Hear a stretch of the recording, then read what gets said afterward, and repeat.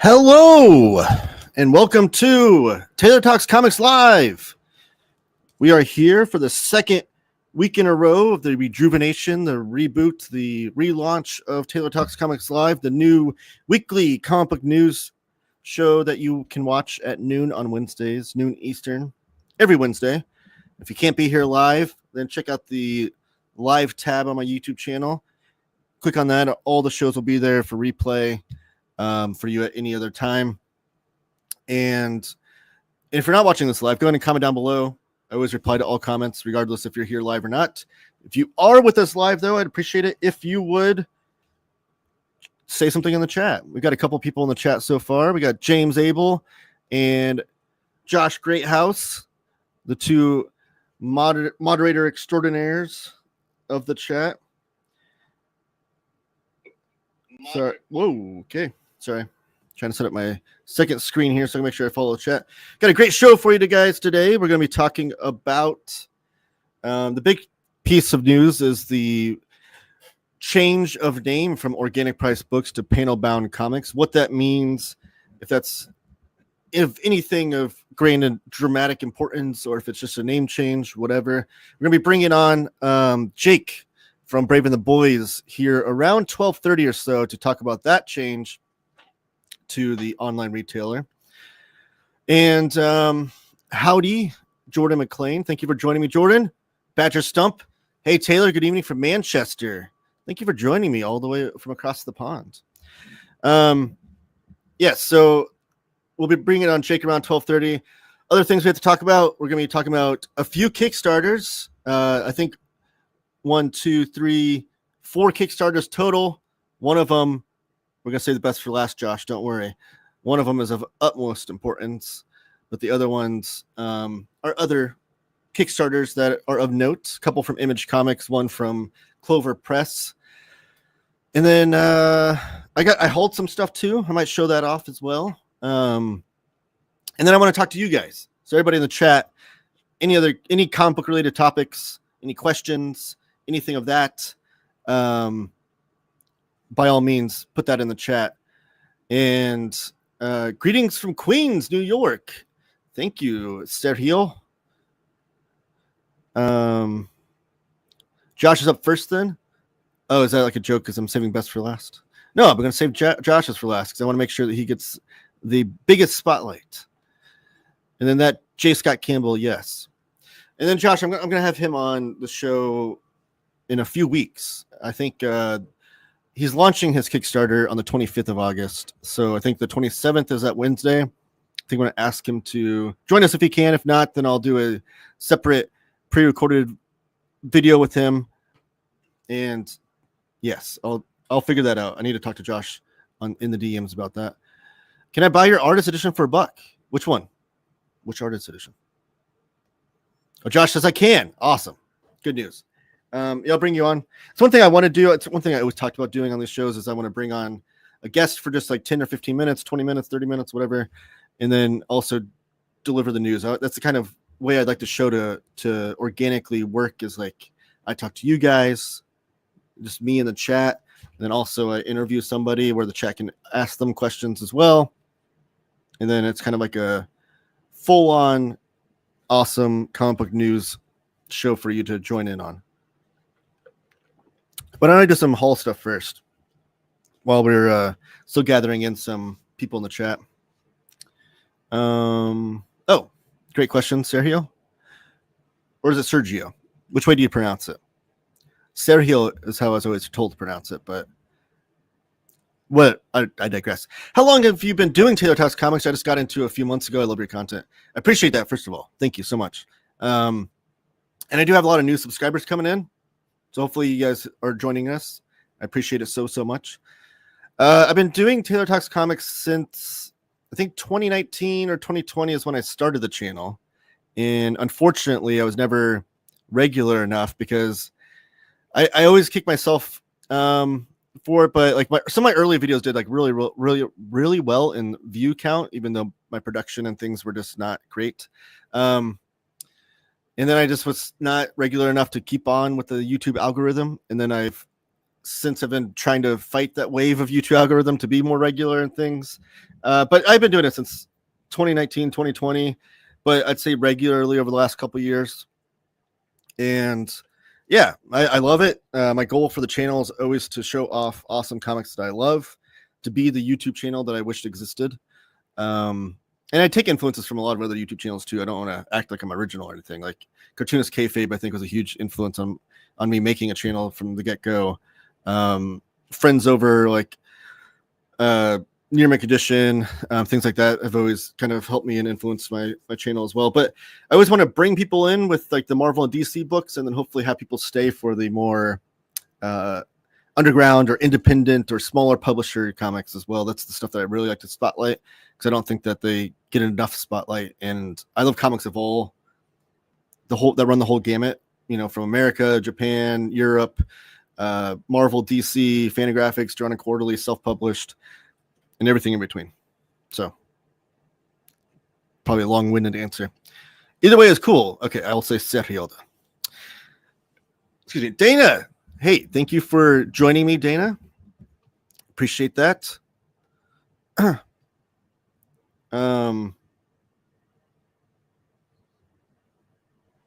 don't know if I can time that right. I have ads playing on the live feed. I don't know if with my second screen if it's actually happening at the right time, but apologies for that. I'm still trying to figure that out. But let's do some haul stuff, okay? Not stuff that I hauled recently, but books that I will be reviewing on the channel next week. These both come out from Fantagraphics. These next two books I'm showing you next week. Something I want to do too is like show off books that I will be reviewing on the channel shortly to give you a little sneak peek. But this is Moon Prints, and published by Fantagraphics. It's going to be $29.99. It's a pretty substantial trade paperback. Like, it's pretty thick. It's like 400 some pages. Yeah, 450 pages or so. And this is by Kevin Fraser Much. And it's an amazing graphic novel. So far, I've made about halfway through, and it's just tremendous. It's like on the back here, it's got a blurb by Ezra Clayton Daniels of Bottom Feeders, saying an exhilarating mix of Winsor McKay and Frank Herbert, the Moon Prince shines as breathtaking, emotional, and truly epic feat of comics making. And it is really great. It's these two little kids going through all this crazy adventure where there's like robots and weird monsters and weird creatures. It's some of my favorite kind of like fantasy stories growing up, like Wizard of Oz or Willy Wonka or Alice in Wonderland. It kind of has like a lot of those vibes to it. But really great stuff. I'm about halfway through it now, and I will have a review on my channel early next week. So look for that. It's a really great looking book. And then I've got Lost Marvels Volume 2 will be coming out next week as well. This is the Howard Chaykin volume. So this is Lost Marvels Volume 2, Howard Chaykin Volume 1. The Lost Marvels is this new line of books that Fantagraphics is doing. Like, they have the Atlas books, but these Lost Marvel books are not Atlas era stuff. They're stuff from, I mean, there's stuff as recent as like 2010s in here in this book, but stuff as far as like back as like the Bronze Age and things that Marvel has not reprinted or probably won't reprint because it's not like superheroes and things. So this is collecting a lot of Howard Chaykin stuff, which Howard Chaykin's one of my favorite like iconoclastic artist writers of the 80s and 90s, and then like I said, early aughts stuff in here. And he's still doing comics today. I don't know if you guys have read Hey Kids Comics. His run on there is really, really great. But this collects Moonstalker, Monarch Starstalker, the original Dominic Fortune story, which let me get to that because this one is really, really enjoyable. I love this one. And then it has the Marvel Max era Dominic Fortune story that he wrote and drew. Here's the cover of that. So we have Marvel Max stuff being reprinted by Fantagraphics, which is amazing. And then it collects, written by Garth Ennis, drawn by Howard Chaykin, the War is Hell miniseries with Phantom Eagle. So really fun stuff in here. I I've been enjoying this too. Howard Chaykin's a great. I love his work because he wasn't anti-superhero, but he just wasn't as into superheroes as the next guy, and he was more into like the pulps, like sci-fi, but also like your swashbuckling 1930s era America pulps, like you think like Indiana Jones or the Rocketeer, that kind of stuff. So that's kind of like where his stuff kind of inhabits, and I like it a lot. And then as far as, let me jump into the chat real fast before I jump into more things.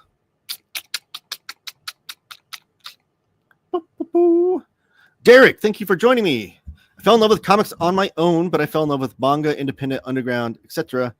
Through the help of YouTube channels that I found, I'm able to enjoy a nice mix of things now. Yeah, that's the thing I always like to just talk about, is that comics can tell any story. It's not just superheroes. It's not just horror, war comics. There's comedic stuff. There's slice of life. There's everything. That's the beauty of the medium of comics, is that it can tell any story. And I just want people to explore more of that. I have some friends of mine that seem to only read like superhero comics and stuff, which is fine. Read and enjoy whatever you want from comics, but I just like try to push them a little bit into expanding their horizons. Sergio, what's your favorite comic book YouTube show? That's a great question. Some of my favorites are yours. Thank you so much. Comic Tropes, After Dark, Ink Pulp Live, Reader Comics, and of course Cartoonist Kayfabe. My all-time favorite YouTube channels, comic book related YouTube channels, are Cartoonist Kayfabe for sure. For the Love of Comics is a great YouTube channel. Really enjoy his stuff over there. And Earl Grey's Panelology is really great as well. Those Earl Grey is great for a lot of European comics that I've never even heard of. And then For the Love of Comics reads a lot of your more smaller publisher stuff, like John and Quarterly and Fantagraphics. I align with his thinking and things that he enjoys there with a lot of those kind of publishers. So those three, Near-Make Edition, I do social media work for Near-Make Edition, but I was a fan of the channel before I even started working with him. I love his work over there. Trying to think of the ones that I watch regularly. Strange Brain Parts is really great. I like his stuff a lot. So there's some. Is that a good answer? I hope the new release of Ralph is in that stack. Oh, I don't have that yet. Sorry. I would love to see your thoughts on that one in the future video. Those Corbin Libraries books need attention. I do have that ordered. It's on the way, but it'll be a while because I think it was in an order with a bunch of back ordered stuff. So it'll definitely be a while before I have that to do an overview of. It'll probably be early September, I'd guess. Hopefully sooner. But I do love those Corbin Library ones. I also got Dimwood in that same order because I don't have that one yet, but I will now. So now I'll be caught up on all the Corbin Library ones. I think there's 8 volumes so far, which is great. I love Richard Corbin. And I do need to do a video of all of them. You're right. I should highlight those more because I love the work in there. I just love the fact that we have Din in 5 volumes and that beautiful restoration too. It's really great. I don't like these Lost Marvels. Mainly, I am tempted, very tempted. The next volume after this is Savage Tales, which is not Savage Tales or Savage Sword of Conan. It's Savage Tales, which was like I think 8-issue miniseries, I want to say, in the 80s that told a lot of like genre stories of like, I think there might be some Western stuff in there, like war comics, crime comics, done by a lot of really great artists. And this will collect the whole run of Savage Tales, which is, I'm excited for that one a lot, or for sure. That one should be coming out later before the end of the year. Pumped for more Chaykin. I agree. I love Howard Chaykin. His stuff is so good. I will say the coloring and the Max era stuff I wish was done a little better. Like the coloring that Glynis Wein did in the Dominic Fortune, the Bronze Age era stuff is amazing. I love that coloring. Glynis Wein is also the colorist on the I don't know if I have it with me. The Silver Surfer Ultimate Cosmic Experience that I did a video on recently. Like, this is the coloring from Glynis Wein. This is comic book coloring to me. This is what I want to see in comic book coloring. Like, give me color. Don't make it all browns and greens and like gross, realistic nonsense. Like, this is what I want in comic book coloring. But you see, like, the Max era stuff is just like, this over modeled, like muddied, like browns and blacks, and like trying to look realistic. Like, it's not the worst. It's just like, I don't know. It's not as exciting to me.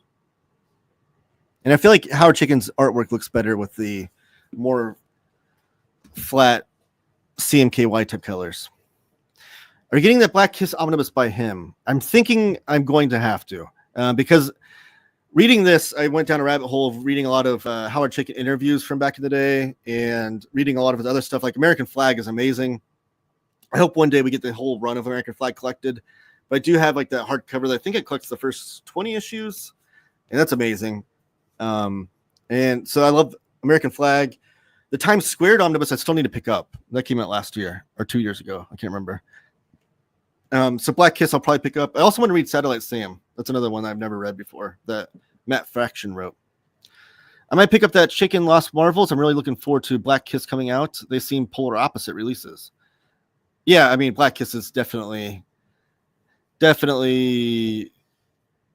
different. I don't know how else to describe that. For the Love of Comics, thank you, James Abel, for putting a link in there. That's one of the aforementioned, my favorite YouTube channels. Panels of Pete, For the Love of Comics, and Earl Grey are dope. I agree. I find myself watching their videos quite a bit. For the Love of Comics is a lot of fun. I agree. Near Mint Collective YouTube. Oh, is that? I meant Near Mint Condition. Near Mint Collective is like the group, the spin-off title of Near Mint Condition, where the co-host of Omar went and made a channel when they not separated from Omar. It's just kind of like Omar kind of took over the channel to do his own thing, and they had their own thing.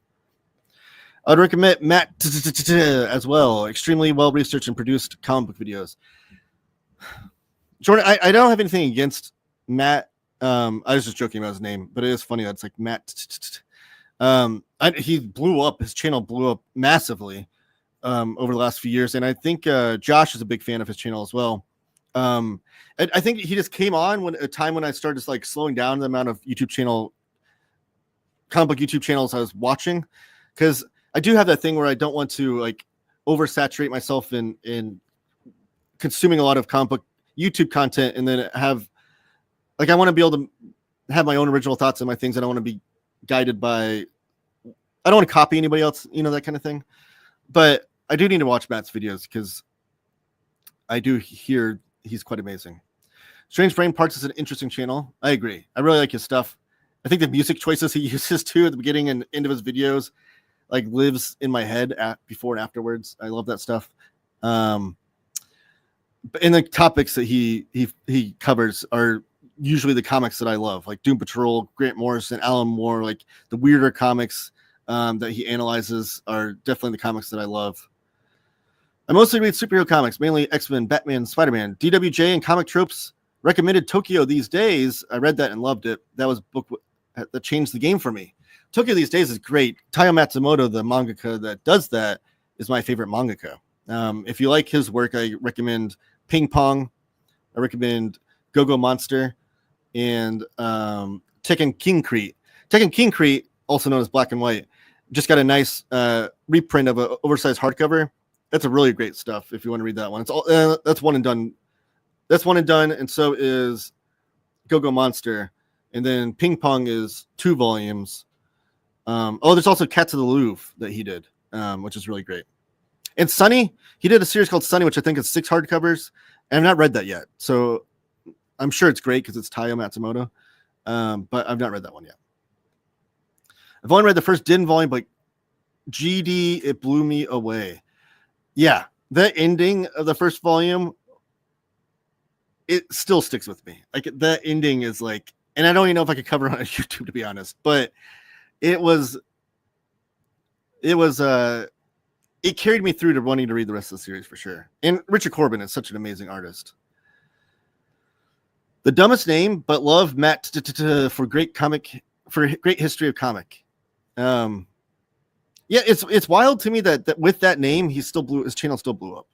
Like, you would think that with the YouTube algorithm and how much they place an importance on thumbnails and names and titles of videos and things, it's crazy that his blew up. Dana chiming in with some shake and talk. My favorite Chaykin work is his 70s stuff, like Scorpion at Atlas and his Nick Fury story in Marvel Spotlight. If I'm not mistaken, I was a regular reader of Flag while he was on it. Oh, if I'm not mistaken, and I was a regular reader of Flag when he was on it. Yeah, so it's the Scorpion with Atlas Seaboard era, not Atlas 50s era Marvel, but Atlas Seaboard era when it was trying to be resurrected. Which that's a fun history too. I'd love to, like, I don't even know who owns the rights to that Atlas Seaboard stuff. I would love to see collections of that stuff because there's some fun, interesting pieces in there. Like they made their own Captain Marvel in spite of Marvel Comics. And like, but it was like a weird character where his limbs would shoot off, like kind of Inspector Gadget style, but they'd like shoot off, and I don't know. It was interesting. But yeah, so Chaykin did the Scorpion. I think it was only 2 issues with Atlas Seaboard, and then he had a bad run with that company, and the company wasn't well run anyways. So Chaykin basically took that exact character and made it into Dominic Fortune over at Marvel and just changed his name. I don't know if they do talk about that, but I don't know if they have any pictures of his Scorpion thing, because there's a big introduction to this in this book. Yeah, there's no picture of the Scorpion Atlas Seaboard thing, Seaboard era. Oh, geez. Are we finally getting Taylor to read some Sword and Sorcery?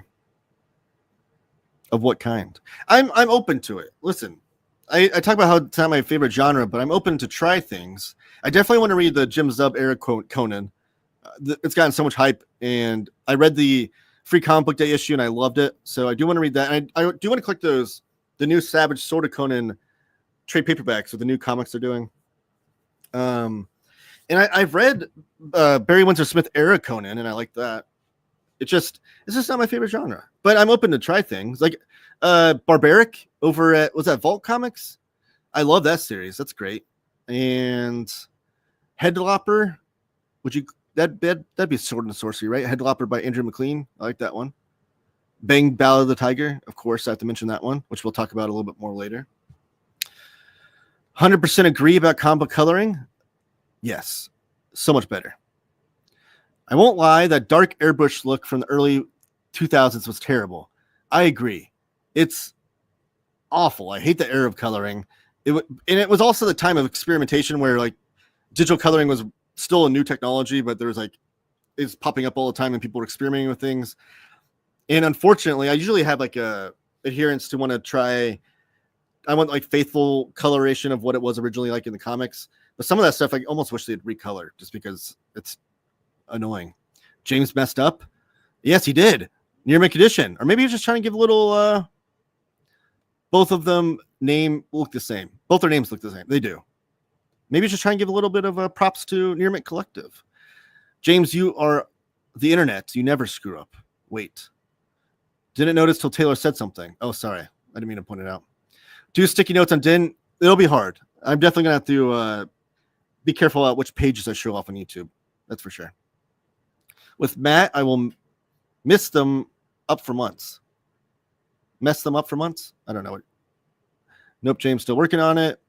He blew up so fast. Oh, geez.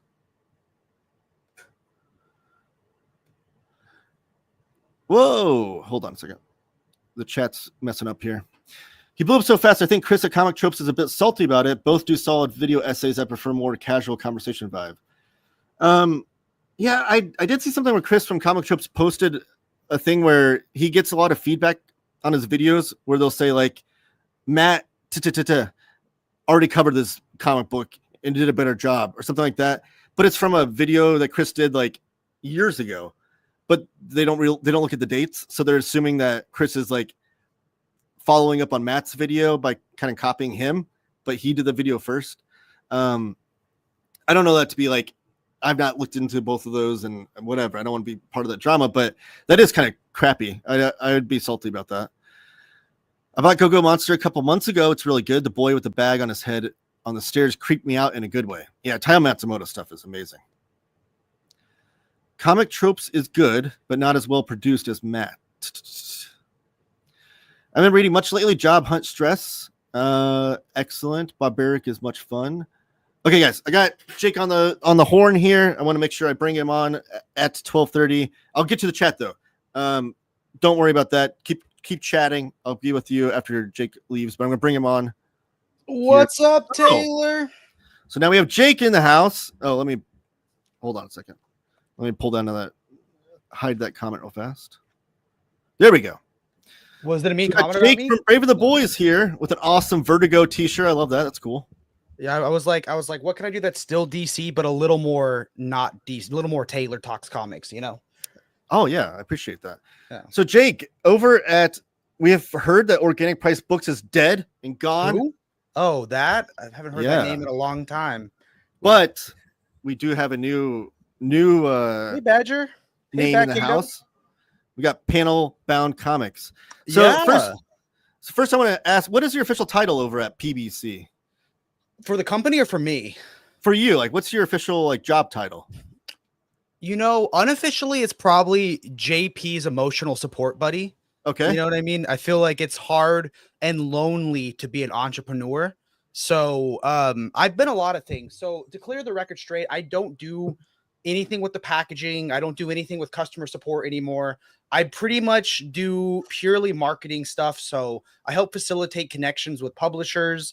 I do a lot of like creator interviews now for stuff that we're trying to promote. I built the website. I do general marketing stuff. Like I'll go to conventions now and try to kind of just make connections. So I'm kind of just like, I don't have the time to devote that as my real job, but I'm building up a company that I believe in with my friend, you know.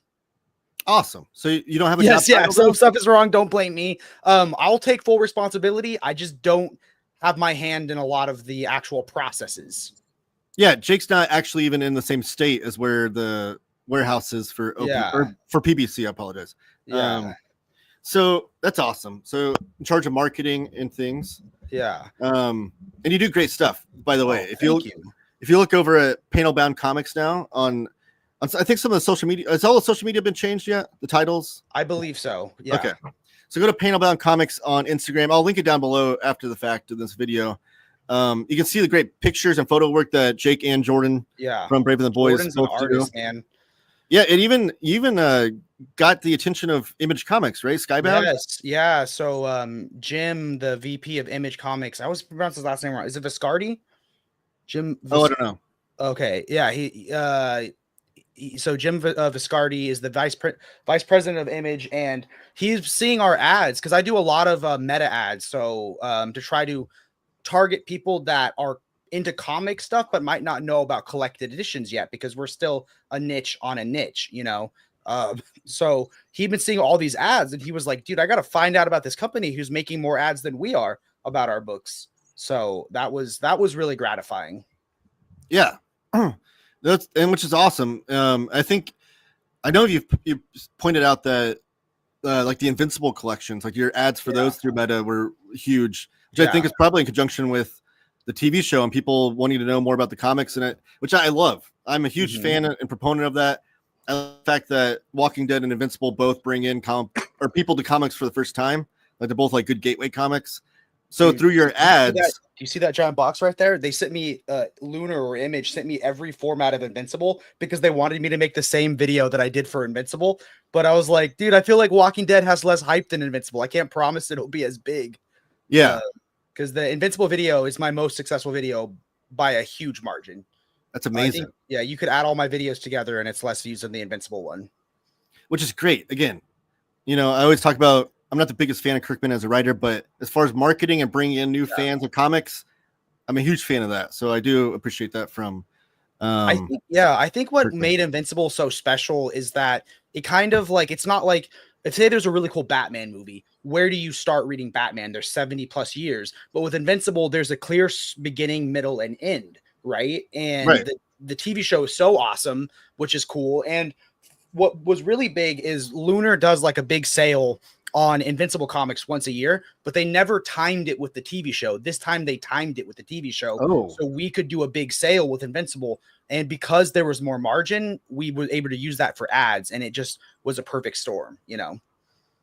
That's awesome. I can make a little sneak peek. We're actually being sent over some cover options today because we're going to have an exclusive cover for the library editions, volume 1 and 3. So we're making them reprint volume 3. He didn't even know that they weren't aligned. So So He didn't?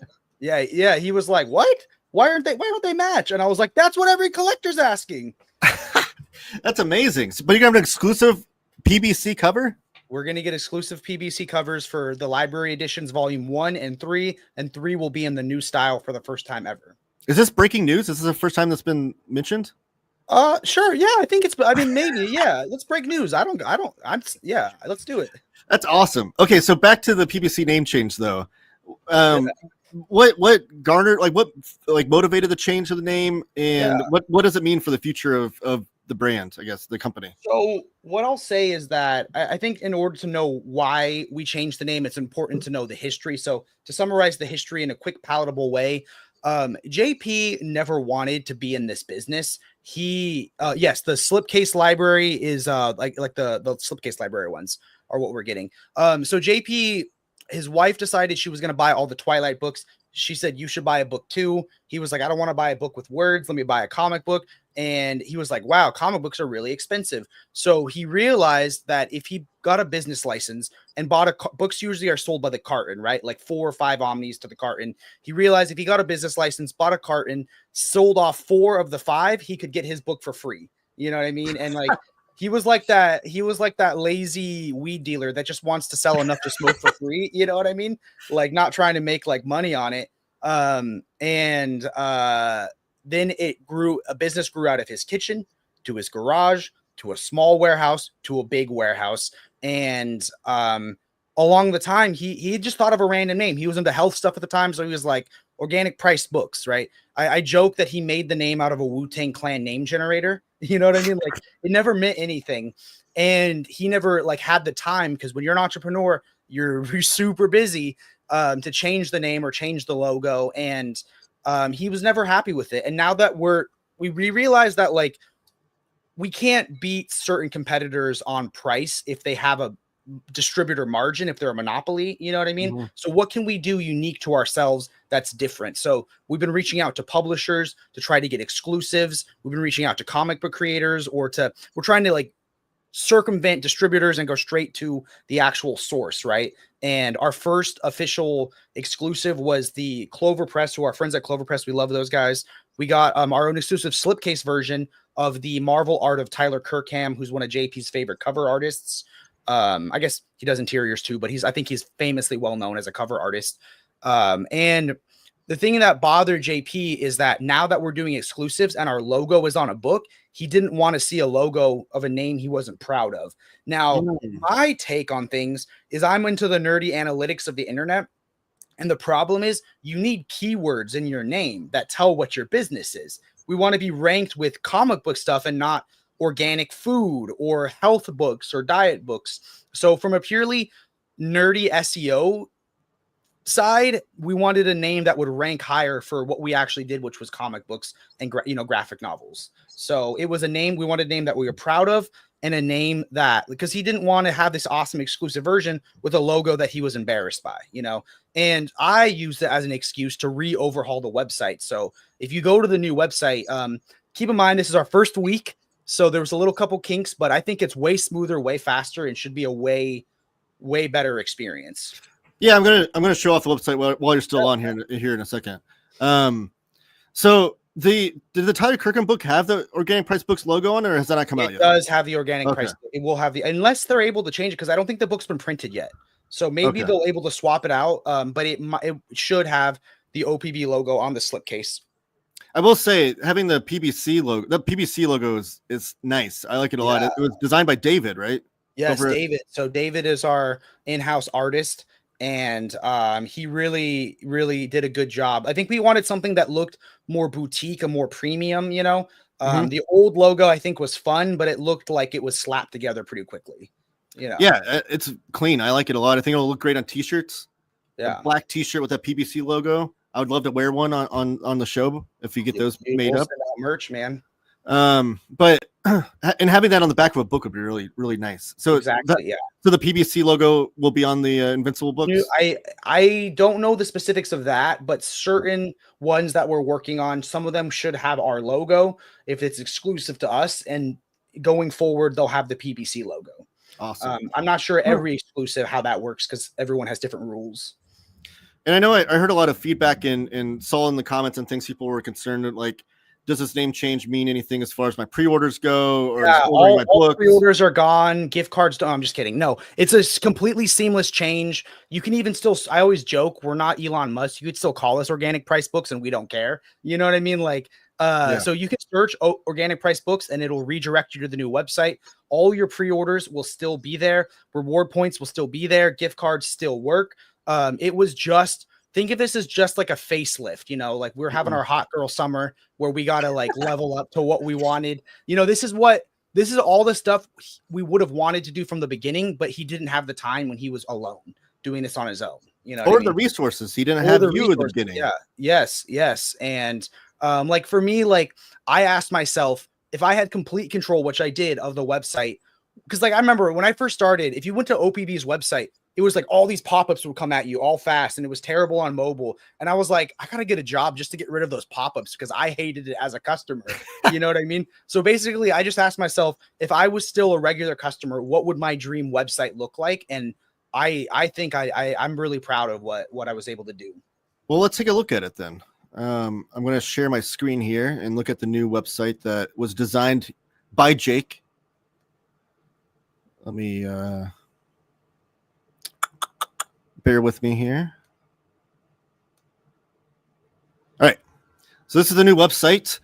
So take me through. Are there any cool features or anything you want me to? Yeah. So as you scroll down, one of the big things I want to show. So stop right there where it says pre-order now, pay less.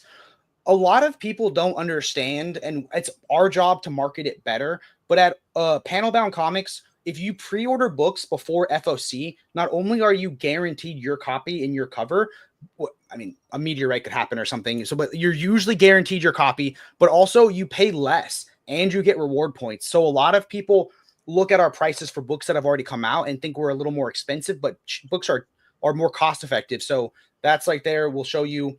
And then like there's like nerdy things like before our there we go. Look at the pre-orders. Like, yeah, everything should be in line and should be the same size now, which is good. I like that it shows you like the prices and that kind of stuff.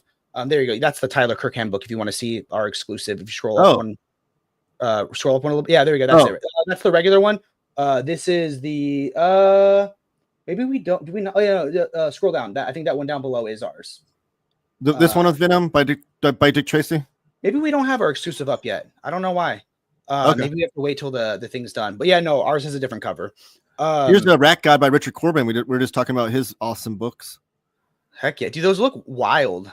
Yeah, ours is the Wolverine Deadpool one. Okay, so that's not up here then. Yeah, it's not up here. So go back to the main site. One of the big things, and it's hard to show because we'd have to log in and then we show everyone our address. But we completely revamped the order, like the previous order, like page. So now you don't have to go searching page by page. Scroll up a little bit. So this right here, where it says Explore Sandman. Oh, my bad. Okay, here we go.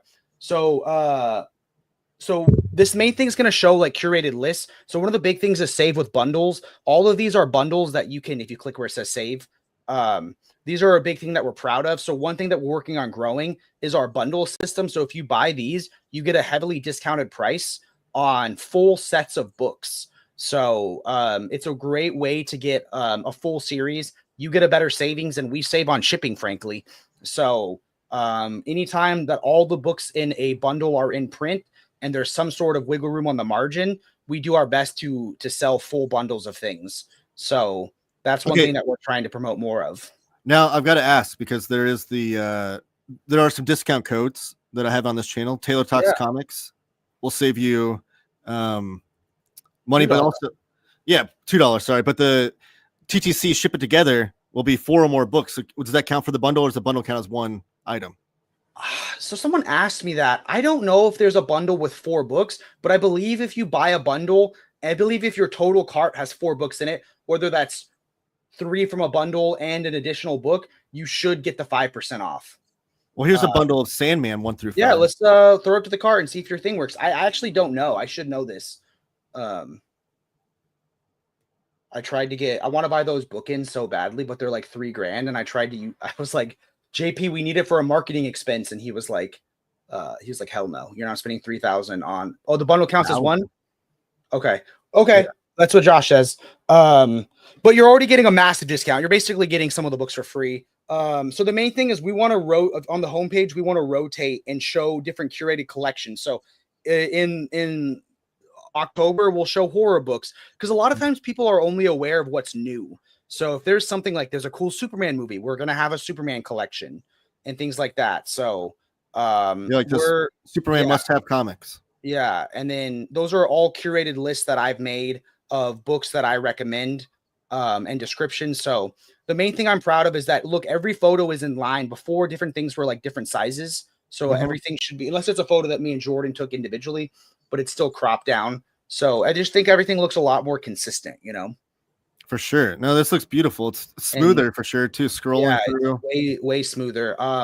We have our so if you scroll down, you'll see collections. So the new pre-orders, new weekly releases, save on bundles, and then the different curated lists that we have. So I just made one for the Absolute Universe because those are pretty big. And I put the entire DC catalog that leaked on Friday up on OPB PBC's website. So up until July of next year, you can pre-order your DC books. All the way through July. I know I need to add more indie publishers, Taylor, down in the publisher section. I'm working on it. Yeah, I want to.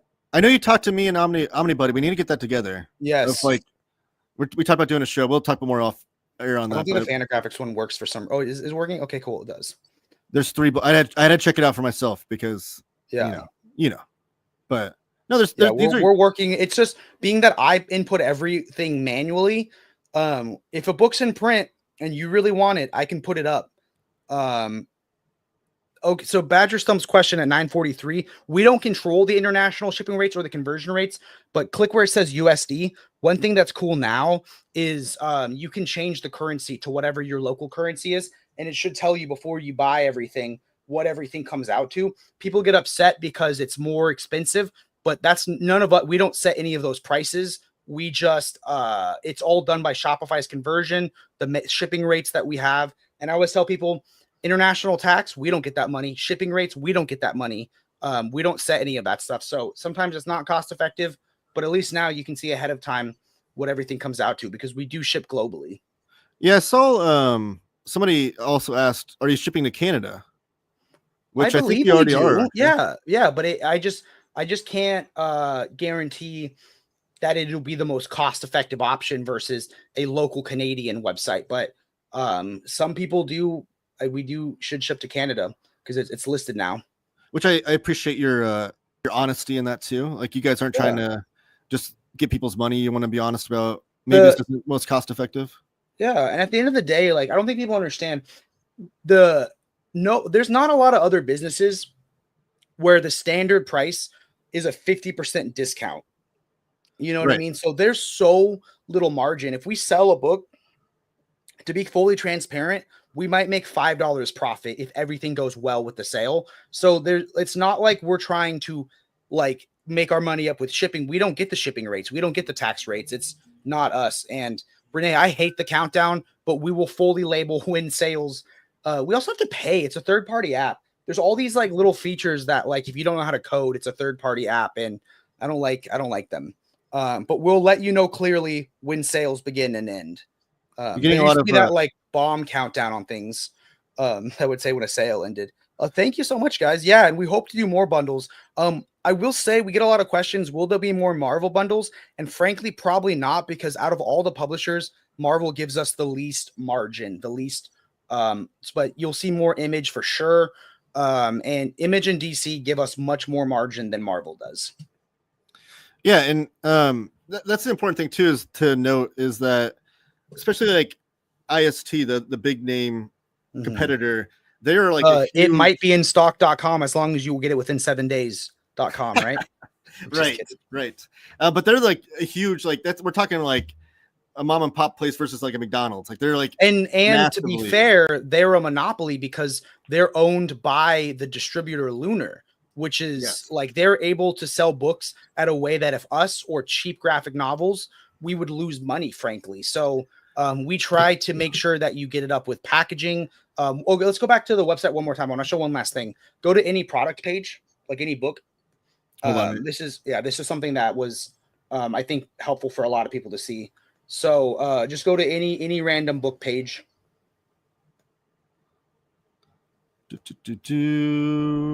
Let's click on Batman Fall. Yeah, just Brad's favorite. Yeah. So scroll down below the picture of the book on a little bit. No, so like scroll down on the webpage.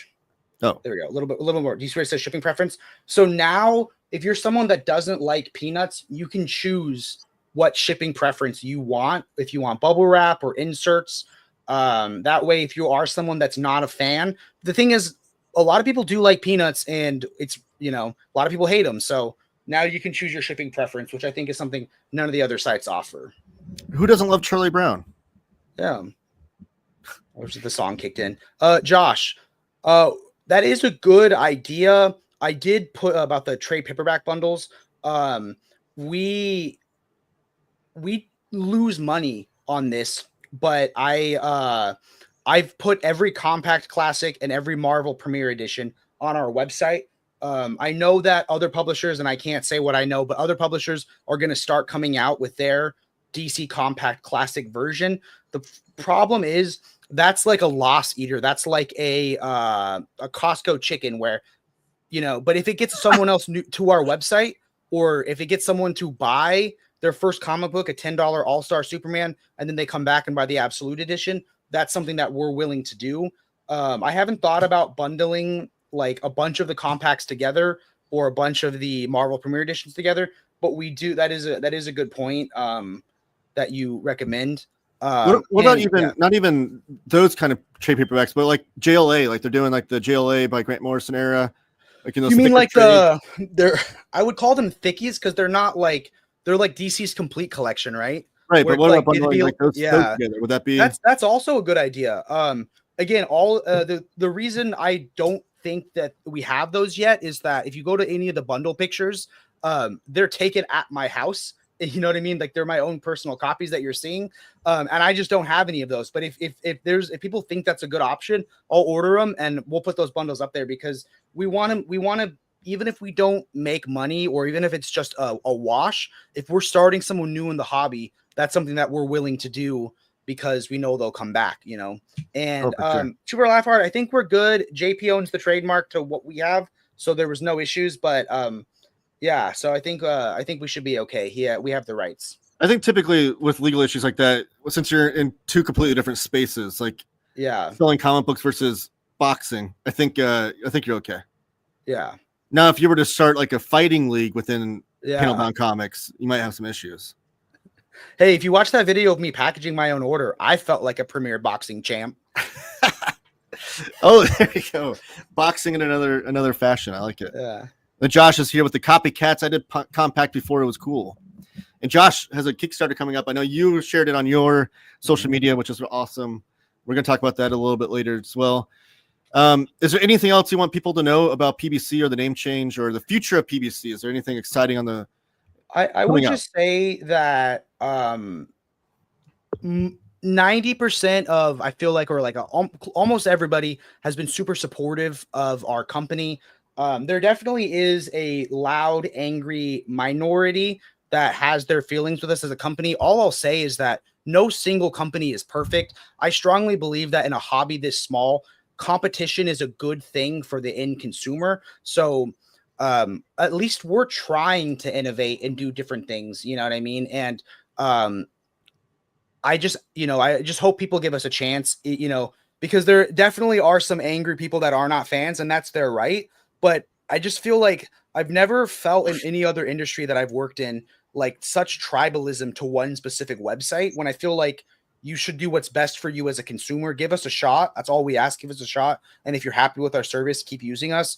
But like, it's good to have options is my final thought. I'll say, you know what I mean? In a hobby this small, you don't just want one place to buy things from, Absolutely. As a consumer, you want to, you said exactly right. Competition's great because as a consumer, you want to be able to go to different websites, see what they have in stock first of all, because some other websites might not have it in stock. But also just like look at the prices, like the different sales that you guys run. And then also just like the speed and the packaging, like all those things factor in as well. Everything plays customer service. So I would just tell people that like just because something is $1 cheaper on another website doesn't mean that that's actually the right choice, because it might take way longer to get. There might be less communication, you know. So just shop around and find what works for you. And you know, that's all we ask is give us a chance. And if you're happy with us, you know, which we'd be thrilled to be your main choice. But competition is good, and I think that's what. And we're trying to do things different than our competitors, especially things like exclusives that we're working on. So there's some really exciting things coming out, and I'm really excited. Yeah, and definitely, I think the website looks great. You did a great job. I think it looks super professional. I know you said you kind of had a goal to make like the best looking website of all the competitors, and I think I wanted to make the website I would most want to use as a customer. And yeah. I think it really is. I mean, like, yeah, and we're only going to keep improving on things. Right. So I'd say it looks great, and I love the logo. So Yep. I'm super gung ho about the future of PBC. But thank you for coming on, Jake. I appreciate Thank you for having me. Yeah. And you guys can all find me at The Brave and the Boys on YouTube or Panelbound Comics on YouTube. And keep reading and stay brave, guys. Thanks for having me, man. Yeah, thank you. Yeah, Brave and the Boys. I should have given him a plug there. I'm glad he got that in at the end. But yeah, Brave and the Boys, if you love the production quality of those photos that we saw on the website of the actual books themselves, that's the kind of production quality you can expect from the Brave and the Boys YouTube channel and their videos. So definitely check that YouTube channel out as well. Super laugh hard. WWF lost a legal case with the World Wildlife Fund after many years and had to change to WWE. Totally different businesses, just saying. Yeah, I assume that one, which I'm very familiar with that case because I was a longtime WWE wrestling fan. I even wrote for wrestling websites back in the day. But that was because WWE got so big when they became like publicly traded in the early aughts and became like this massive billion-dollar company. That's when the World Wildlife Fund started having an issue. So I assume that unless PBC becomes this titan of the industry, they'll be fine. I don't think it'll be an issue, but it remains to be seen. You know, I guess we'll find out. No, that was great. I'm glad that was my first live interview to throw into the channel here. I want to follow up on some chat, comb through here real fast. I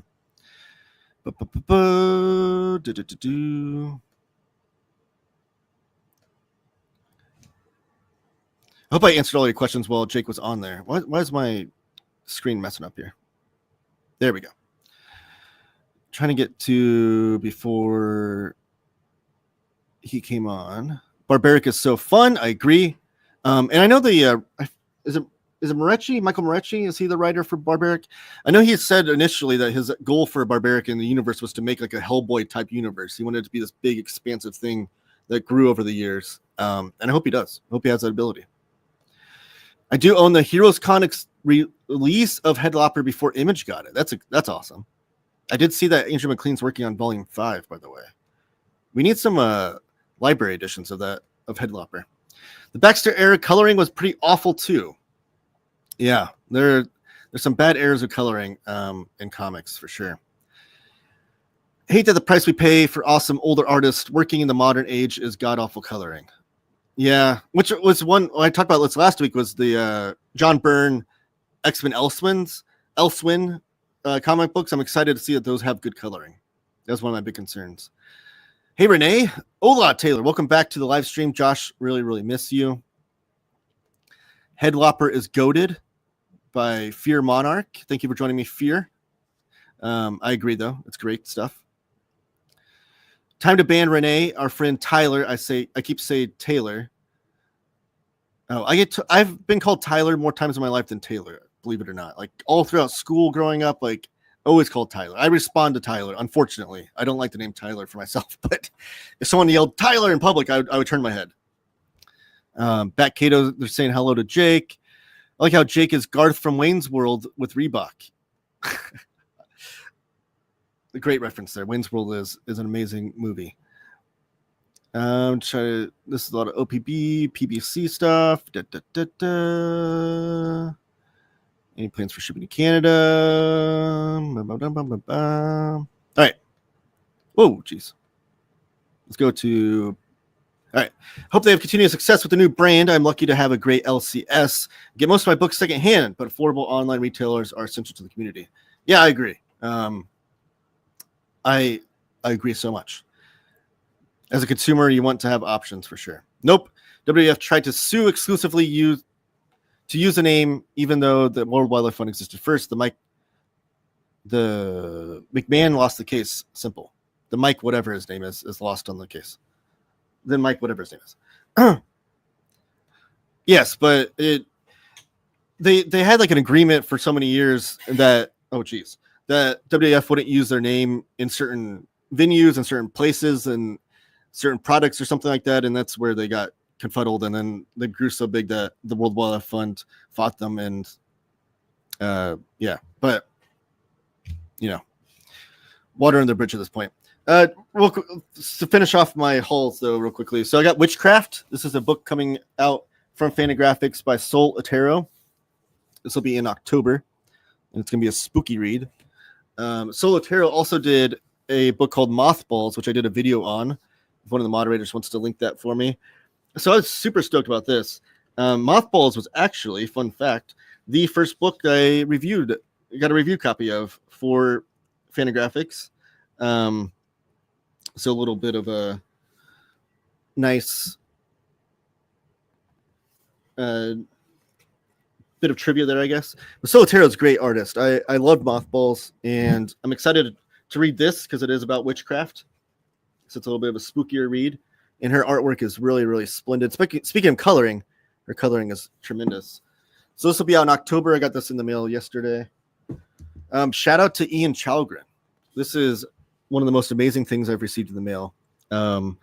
This is the Ocular Edition, the Uncanny covers. I don't know if I'm going to do a video on this book or not. I might. But what I talked about earlier, so Ian Chalgren, if you weren't here last week, is the designer on the X-Men Elsewind books. And he got his start in comic book design by making these bootleg books. And this is like a substantial hardcover, thick book showing off original art of covers from Marvel. And he called it the Ocular Edition. But he fully designed this book, and this became his business card for what he took these books around. Oh, that's sorry, he wrote me a little note, which was very much appreciated. In papers, beautiful in papers. But he took these around to conventions to different publishers saying, like, this is what I'm capable of. Would you like me to design some books for you? And now he's getting a lot of great design work with a lot of great companies, a lot of great publishers. Abrams. He's doing the X-Men Elsewind stuff. He's doing stuff for Dark Horse Comics. And these are one of 50. There's only like 50 of these made that he shopped around, and he said there was collecting dust, and he sent it to me as a thank you for the work that I do, and I appreciate that so much. This is going to be a treasure in my collection now, having a one of 50 book. So thank you so much, Ian. I'm going to pour through that thing, because he also did a lot of editorial stuff, writing in there and things, which is amazing. But I'm pretty sure Cartoonist Kayfabe did a video of this exact book, because he sent it to them to show off his ability to do some comic book design. So I think this book actually appeared on their channel. Not this copy, the copy that he sent them. But so I need to watch that video again. I've already watched it before. Now with the book in my hand and kind of go through it while I watch the video. Here's the Mothballs book, or Mothballs review by Sol Otero. Check that out. Wow, Ian's work is amazing. So cool to have one of his customs. I'm not jealous at all. I know. Trust me, this is going to be one of my grails of my collection. I'm going to cherish this thing because it's one of a kind, or not one of a kind, one of a 50 kind, I guess. But still, I mean, it might be one of my rarest books in my collection, for sure. I knew almost nothing about Fantagraphics until I started watching your channel. So thanks for opening up that world. I appreciate that so much. So much. I appreciate that. Who designed that book? I left the room for a minute. The Sol Otero book. It very much carries the same exact. I think I haven't measured it with Mothballs, but it seems like the same trim size as Mothballs. And definitely, if you have Mothballs, it's like that thicker. It's a paperback. Excuse me. It's a paperback, but it's like a thicker stock than your typical paperback. It's got like a textured cover. So I'm assuming it was the same designer that designed that one. But Kayla E, the amazing Kayla E, who the cartoonist that did Precious Rubbish, one of my favorite reads of the year, was the designer of Witchcraft. That's how Kayla E got her start in comics, was doing a lot of book design for Fantagraphics. And she's a tremendous book designer.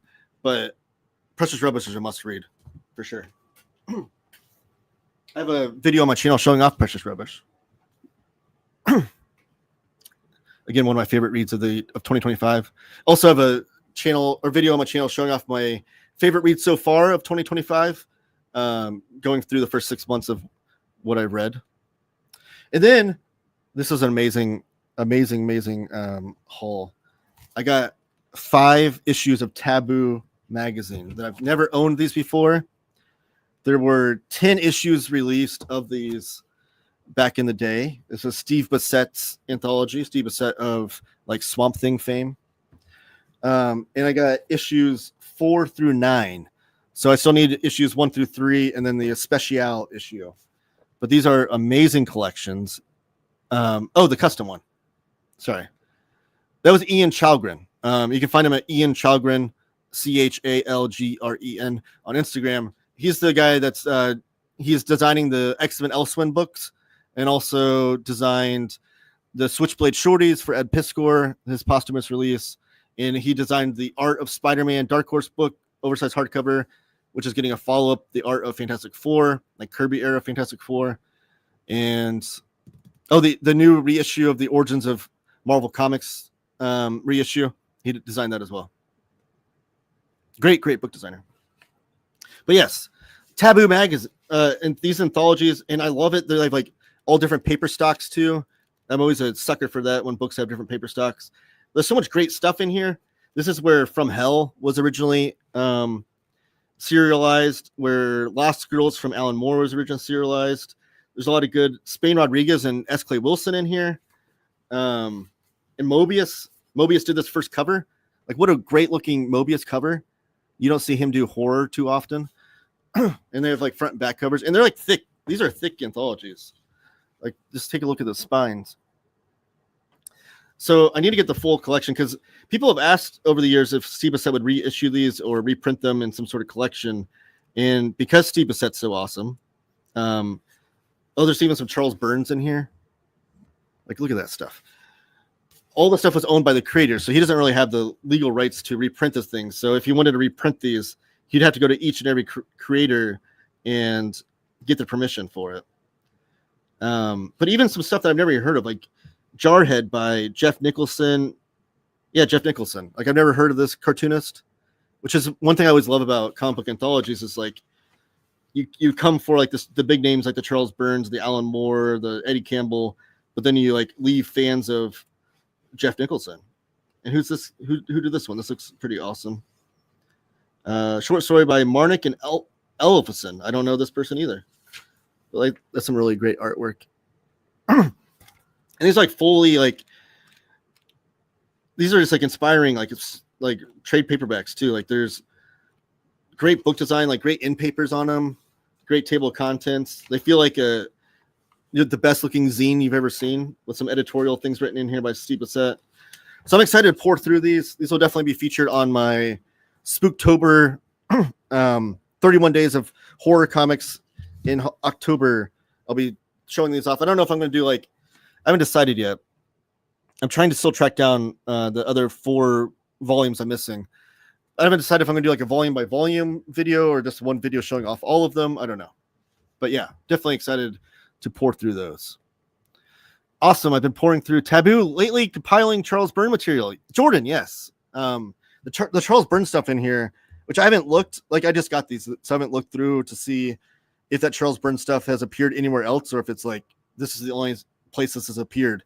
But I'm excited. Anytime I find Charles Burns artwork, it's exciting. Cool, thanks. I have his Ramita Dark Horse book. Yes, that's the Art of Spider-Man one that he did. And there's like the follow-up Art of Fantastic Four, which is going to be great. I can't wait to get that in my hands. I think it's all for the haulage that I got. So let's get to the news. Some stuff here. Let's start off with, we did the PBC news. Let's start off with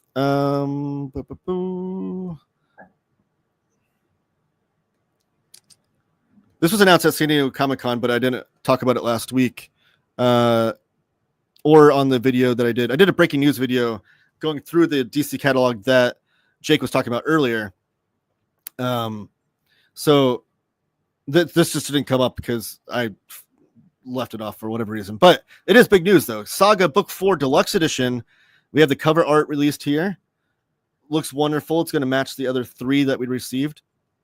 So if you don't know, Saga by Brian K. Vaughan and Fiona Staples, they're an amazing series over at Image. They took a hiatus after issue 54, and that was what issue 54 is what ended the Deluxe Volume 3. So I've been waiting a number of years for the next volume to come out. But since then, obviously, they have to come out the single issues first. They've been coming out the single issues. They now have enough for 1 deluxe edition. They still maintain that this will be 6 deluxe editions total and will be concluded in 108 issues for the whole run. This deluxe edition will include issues 55 through 72. 55 through 72. That's only 7 issues. Is that right? Hold on a second here. That seems like because I think because there's 54 divided by 3. That's trying to do the math. 18 issues. Yeah, 18 issues per deluxe. Now that can't be right. Let me see here. No, that's not where I want to look. They don't have like a page count on here. Surely it's going to have more than just, I would assume, because I don't know. I should have looked at this ahead of time. I assumed it was just going to collect the next 18 issues because that would be 6 volumes of deluxes. Surely not going to only do 7 issues. But I digress. Oh, maybe, is that what it's talking about? Including the storyline that won the Hugo Award. I don't know. Regardless, we're getting another Saga Deluxe. That's the important thing. By Brian K. Vaughan and Fiona Staples. Badger says 17. And then Great House says 16 and a half. Are you guys doing the math? 18 times 3 is 54. Yeah, so 18 issues per deluxe edition. This should have 18 issues. 42 minus 24 plus 6 equals Saga. Okay, there's the math problem we all need to figure out. Issue 1 of Taboo has Contagious, a really cool proto black hole 4-pager. Yes, and I've heard that, and actually, I think I might have got a copy of that on the way, issue 1. So I think I'm only needing 2, 3, and a special, but I'm excited to read that because I love Black Hole. It's my all-time favorite horror comic, and I've never read that 4-pager. Then we got Dana saying, I was supposed to have a story in Taboo, an adaptation of a Charles Beaumont story illustrated by Bill Ray. Oh, man. But we hit a snag. That would have been amazing. Dang. Yeah, Taboo has, there's a rich history of, the cartoonists and writers involved in here. But also the publishing history is interesting because it started off with just Spider Baby Graphics, which was Steve Bassett's publishing company. And then it went to Kitchen Sink. And then it went to Tundra/Kitchen Sink because Tundra bought Kitchen Sink. It was a whole thing. And then the publishing history of just having the volumes kind of be sporadic in their releases. And but yeah, the most famous thing coming out of it is definitely From Hell. And Alan Moore is on record saying that From Hell couldn't have been serialized any other place besides Taboo because one, the subject matter. Steve Bassett purposely has the name Taboo, wanted to have this kind of boundary pushing content that wouldn't be censored. So just even just the content of From Hell needed a place in a home like Taboo, but also the serialization because each chapter of From Hell isn't the same amount of page count. It's not like every chapter is 8 pages or 24 pages. There's some chapters that are 20 pages and some that are 100 pages, I think. So he needed a place they needed a place. Sorry, Alan Moore and Eddie Campbell needed a place to serialize it that would be friendly to that kind of serialization. Charles Burns is another CXC special guest this year, by the way. Yeah, I remember you saying that, and that's a big reason why I want to get there and meet Charles Burns, because I missed out on Dan Clowes last year, and I'll probably forever kick myself for that. But yes. So that's big news. Saga Deluxe 4. And then we have 4 Kickstarters to talk about. And this is where some of the other Image hardcovers come and go, or are going to be featured on the show. Let's do this one first. This one has popped up today. I just now saw this. So this might be something that you guys have not been privy to just yet. But this will be... I need to find a way to make that my default, but I'll figure that later. Okay. The Tokyo Ghost 10th Anniversary Artist Proof Hardcover. So this is the Rick Remender, Sean Murphy best-selling sci-fi series presented oversized in its original black and white glory. So this has been released in the Remender Size Deluxe Edition hardcovers. And this has 28 days to go, so it is live. Yeah, you can back it now. And let me scroll down and see if there's like samples of what the book will look like. All 10 issues will be collected in here in the raw inks with all covers and some process pages from layouts to inks, model sheets, fully lettered by Ross Wooten. Like, look at this Sean Murphy artwork in all its glory in black and white. Like, this looks absolutely incredible. And this was a great Rick Remender story if you've not read it. But this artwork is amazing looking like this.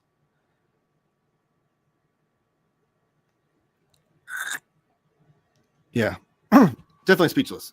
But there'll be different editions here. So you're going to get there's an option for a 8x12 hardcover, oversized, in its original black and white, or the 11x17 original art sized, which will be exclusive to 400 copies.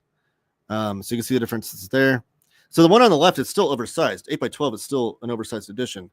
But if you want the artist edition, truly in like the artist edition format, 11x17, done to the trim size of the paper that Sean Murphy worked on, that's the one on the right that you want to pick up. And yes, Josh mentioned that's the $300 one.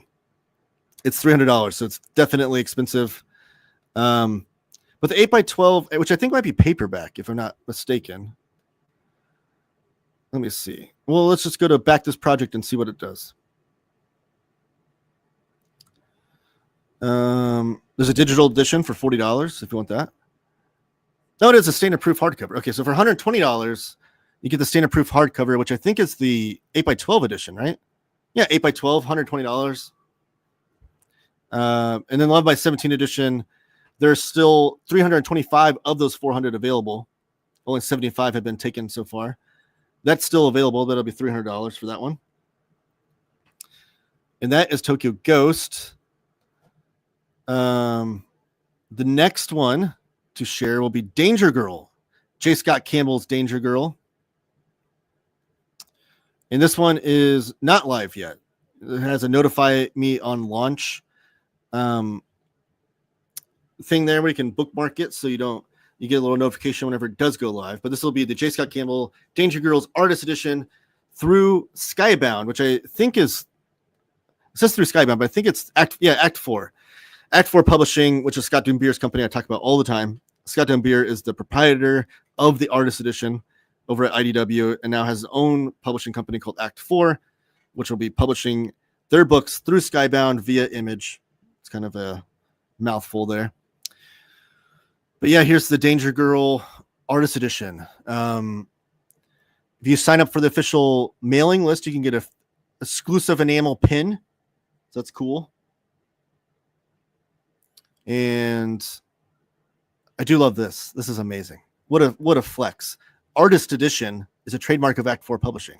Yes, Scott Doombeer owns the rights to the term Artist Edition. He still allows IDW to use that term, but they have to pay him for it, which is amazing. But that's great.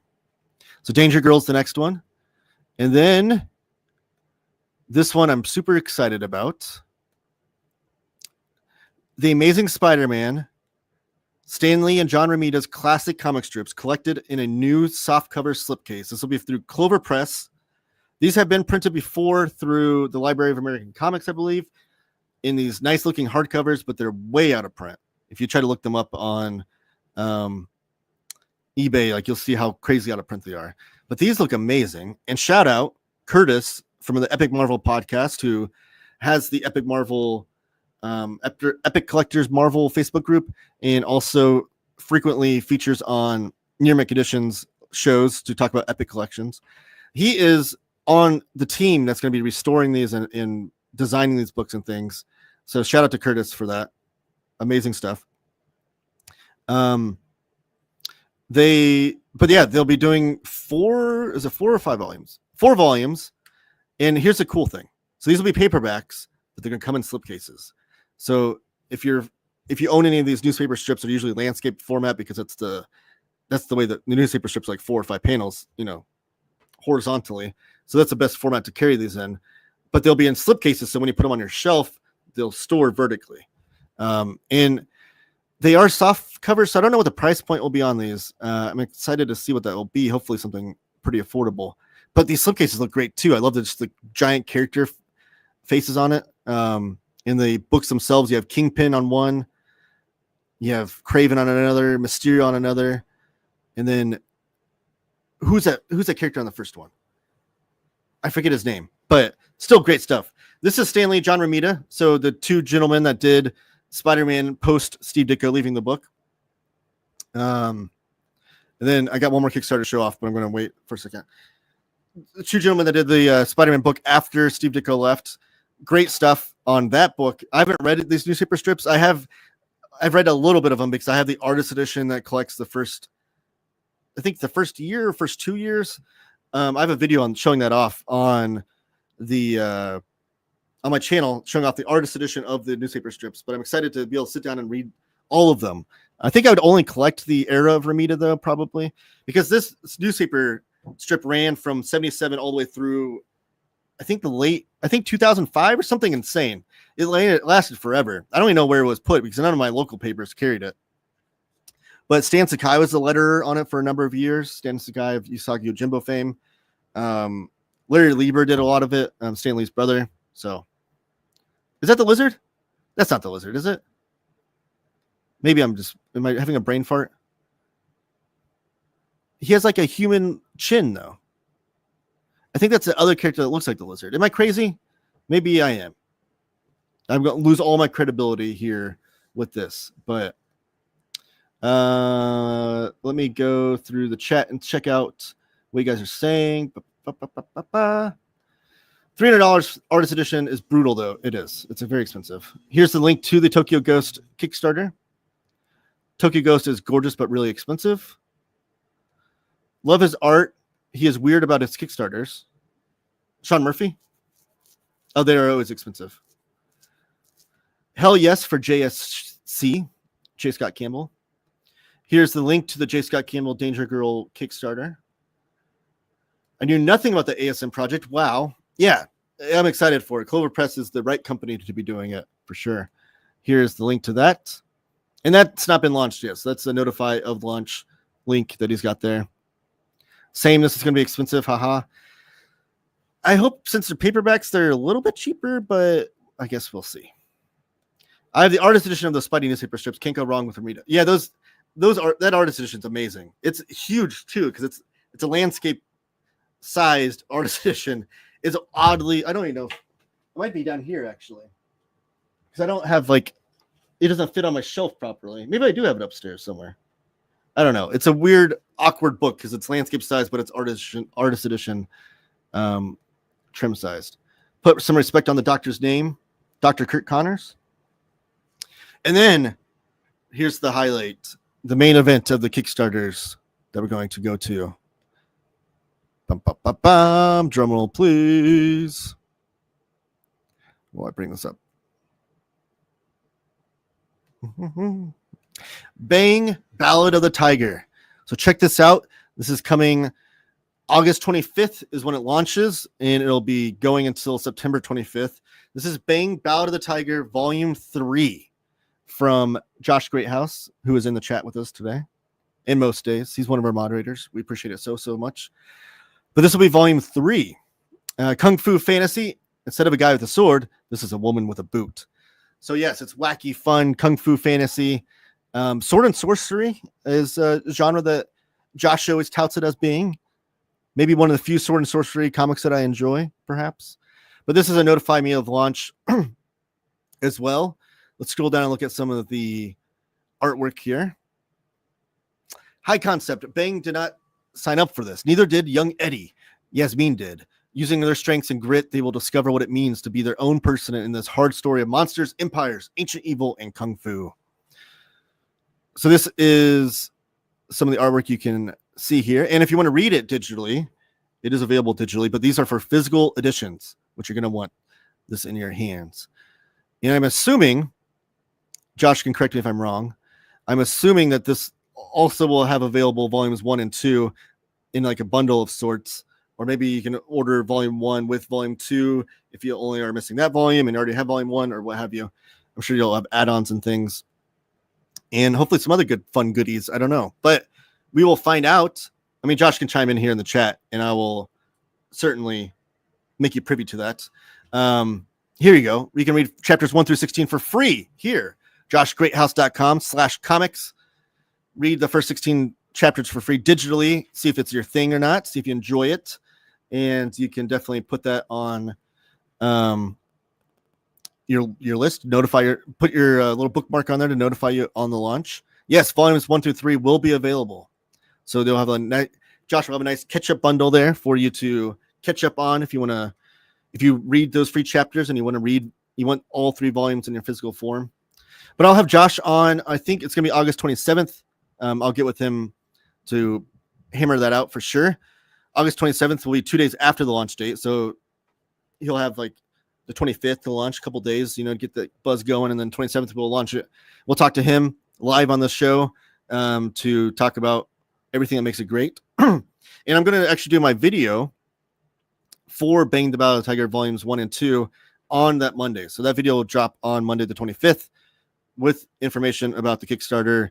And maybe I'll even scroll through the Kickstarter on the video to show you what it looks like with all the different options of buying stuff. I'll definitely do that when Josh is on live, but for sure, we'll do the video on Monday, me showing off volumes 1 and 2, have Josh on Wednesday, and then you'll hear about this Kickstarter all the way through to its conclusion. Maybe we'll have Josh even on a day or so before it ends to get some last minute hype in there for sure.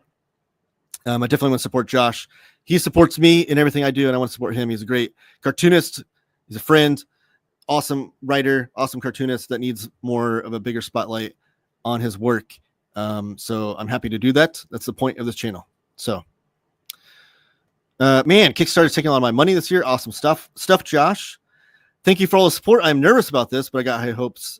We're going to make it happen, man. We're going to make it happen. It's going to be great. Great stuff. I'm changing volume 2 to $300. That's what the cool kids do, right? Only if it's oversized artist. I want to see an artist edition of Josh. Although you work digitally, don't you? You don't draw Bang. You do draw digitally, correct? So you don't have original art. Maybe I'm wrong on that. But still, you can make a massive oversized edition still. Sir. Oh, sorry. Am I wrong? You can still make a massive oversized omnibus edition, That's next after we get a few volumes going. Is Josh offering a refund option?